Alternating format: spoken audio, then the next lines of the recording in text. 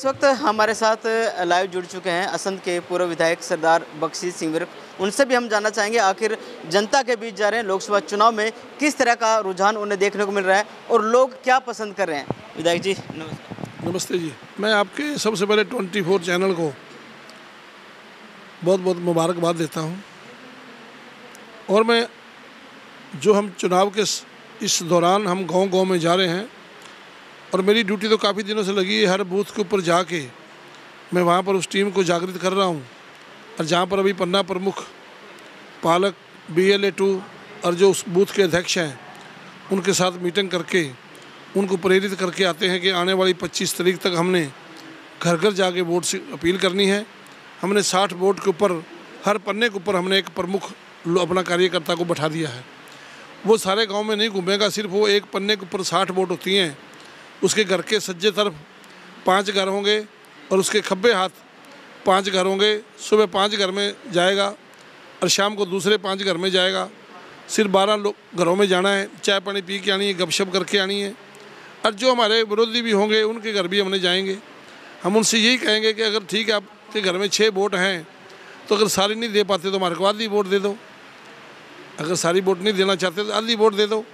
इसलिए हम उनके आगे भी अपील करेंगे जो कांग्रेस के लोग हैं या दूसरी पार्टियों के लोग हैं कि भाई ये देश का वोट है, ये पर्सनल किसी विधानसभा का वोट नहीं है। और देश का वोट जो है उससे व्यवस्था परिवर्तन हुआ है। जो प्रधानमंत्री जी ने और मनोहर लाल जी ने देश के अंदर जो व्यवस्था परिवर्तन किया है, इससे बड़ा व्यवस्था परिवर्तन कभी नहीं देखा हमने अपनी ज़िंदगी में। तो इसलिए मैं कहना चाहता हूँ अपने 2,42,000 मतदाताओं से संघ की विधानसभा के कि आप भाई सभी अपना भेदभाव छोड़ के सभी पार्टियों से ऊपर उठ के आप भारतीय जनता पार्टी को आने वाली 25 तारीख को वोट दो, जिससे कि हमारा जो मनोहर लाल जी हैं वो देश की सरकार में जाएं और एक ऐसा इतिहास रचें कि जिससे जब से हमारी 1952 से जो पार्लियामेंट नहीं बनी थी उसके बाद आज तक हमारा करनाल का लोकसभा का कोई मंत्री नहीं बना देश की सरकार में।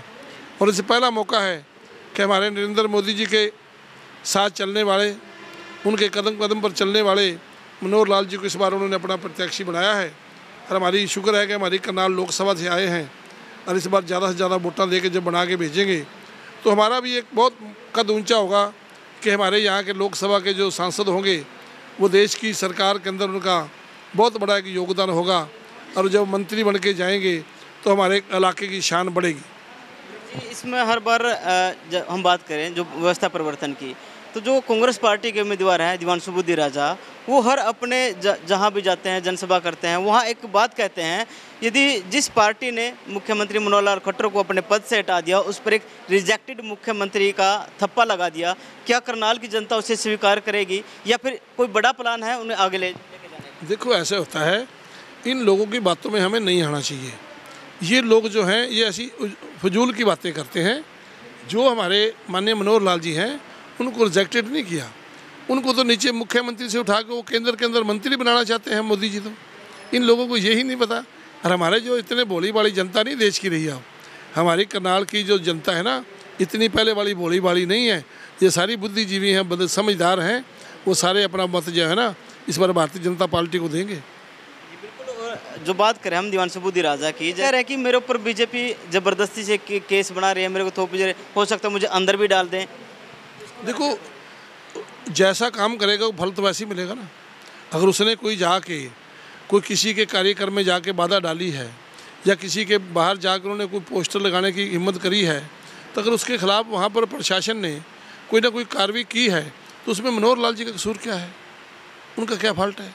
अगर वो गलत काम करेगा तो देखो प्रशासन तो उसके ऊपर कार्रवाई करेगा ना। कानून सबके लिए बराबर है। कानून सबके लिए बराबर है, चाहे कोई हो। अगर अपने मतलब वहाँ के अपने जो केजरीवाल जी हैं वो बड़े ईमानदार अपने आप को समझते थे। आज वो देश की देखो ना, वहाँ पर जेल के अंदर सलाखों पीछे बैठे हैं। तो कैसे बैठे हैं कि शराब को डाला। कईयों को यही पता, लोगों को नहीं है कि शराब को डाले का मतलब क्या है।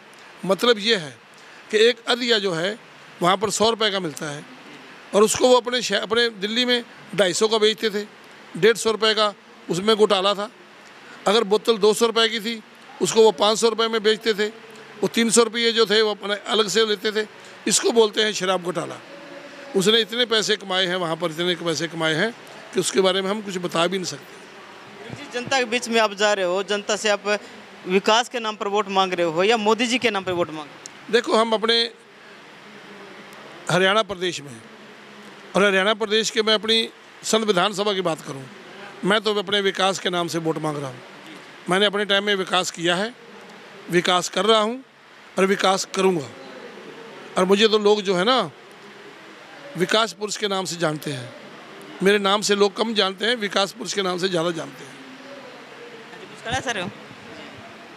तो अपील क्या रहेगी करनाल की जनता से? मेरी तो करनाल की 9 की 9 विधानसभा से सभी कार्यकर्ताओं से ये अपील है, और मेरी उनसे ज़्यादा अपील है कि जो हमारी पार्टी के विरोध में खड़े हैं आज, भाई तुम भी आज हमारी छतरी के नीचे आ जाओ, क्योंकि आज भारतीय जनता पार्टी के जो हमारे प्रत्याशी हैं लोकसभा के, वो भारी मतों से जीतने वाले हैं। वो अपना रिकॉर्ड जो है करनाल की जनता अपने आप तोड़ने वाली है। जो 6.5 लाख का रिकॉर्ड था उसको तोड़ पाएंगे? उसको हम तोड़ पाएंगे, क्योंकि वो हम नहीं तोड़ पाएंगे, हमारा कार्यकर्ता तोड़ेगा, हमारी जनता तोड़ेगी। हमको सबके मन परिवार, हर बरादरी के अंदर इस बात की लहर है, खुशी है कि हमारे गरीब परिवारों को नौकरी मिली है, बगैर पर्ची और बगैर खर्ची की नौकरी मिली है। हमारे घरों में उन लोगों परिवारों को नौकरी मिली है जिसके मैंने गंगा टेड़ी की बात करें तो गंगा टेड़ी में एक करोड़ बरादरी का परिवार है जिसके पास 1.25 एकड़ ज़मीन है, और 1.25 एकड़ ज़मीन के वाले एक लड़का जो है सब इंस्पेक्टर भर्ती हुआ है। एक वो दूसरा जो है जिसके पास 2 एकड़ ज़मीन है, उसका लड़का जो है सब इंस्पेक्टर भर्ती हुआ है।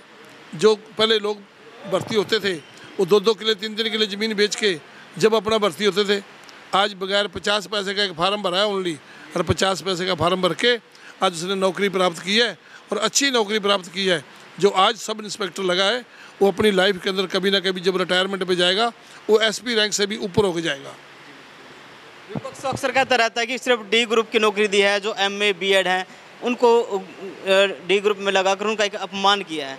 नहीं, देखो वो तो उनके कहने की बात है ना। डी ग्रुप में जो लगे हैं, जो MA पास है, BA पास है, उसको रोजगार तो मिला है, लेकिन ये सरकार ये करती है कि हर 5 साल के बाद उसकी प्रमोशन भी करती है। अगर आज वो डी ग्रुप में लगा है, क्लर्क दूसरे नीचे लगा तो उसको कल को क्लैरिकल में जाएगा, क्लैरिकल के बाद वो आगे भी जाएगा, वो दिन पर दिन उसकी तरक्की भी होगी और उसकी पे भी बढ़ती रहेगी। ये सरकार करती है। किस तरह से पार्टी का चुनाव चल रहा है, क्या माहौल लग रहा है? बहुत अच्छा माहौल चल रही, बहुत बढ़िया। कम से कम हम पहले 6.5 लाख जीते हैं, अब की बार 8 लाख से जीते हैं कम से कम। 8 लाख से? 8 लाख से कम मेरा दावा ही है। पहले 6.5 है, पर साहिब के 8 लाख के करीब। यानी कि हरियाणा के पूर्व मुख्यमंत्री मनोहर लाल खट्टर जो आपके उम्मीदवार हैं भारतीय जनता पार्टी के, आप 8 लाख वोटों से दावा कर रहे हो? दावा कर रहे हैं 8 लाख कम से कम। ऐसा क्या लग रहा है आपको भी, आप 8 लाख वोटों से दावा कर रहे हो जनता के बीच? इनके साथ छत्ती बरादरी है, तो छोटी बरादरी जिसको कहते हैं लोग, छोटी हर प्रकार की बनिया, ब्राह्मण, खातिर, वार, सभी छत्ती बरादरी इनके साथ है। और उन्होंने काम किया, 10 साल इन्होंने पूरा काम किया है, पूरा काम किया। तो जनता के बीच में जब जा रहे हो तो मुद्दा क्या रहा है आपका? देखो जी, सबसे पहले तो इन्होंने कई काम किए। देखो राम मंदिर, नौकरियाँ ही दिलवाई हैं, बहुत ज़्यादा नौकरी इन्होंने। यानी विकास के नाम पे वोट मांग रहे हो? विकास के नाम पे या मोदी जी के नाम पे वोट मांग रहे हो? वोट मोदी को मिल जाएगी, वोट मिल जाए मोदी को, जो भी दे रहे हैं मोदी को वोट दे रहे। जिन्हें की अब यहाँ संविधान सभा से सरदार बख्शी सिंह जी को, और ऊपर मोदी जी को। सच्चाई है, कड़वी सच्चाई है। बिल्कुल दोस्तों, जितने साथी हमारे साथ जुड़े, हम सभी से अपील करेंगे। अक्सर हम कहते हैं कि वोट आप उस कैंडिडेट को दें जो आपको लगे कि वास्तव में आपके वोट के लायक है, और उन्होंने विकास के नाम पर वोट मांगे हैं, न कि किसी चेहरे के नाम पर। तो दोस्तों, कमेंट बॉक्स में अपनी राय हमारे साथ जरूर शेयर करें। जल्द मिलेंगे कुछ और खबरें, कुछ और तस्वीरें लेकर। तब तक देखते रहें BN24। नमस्कार।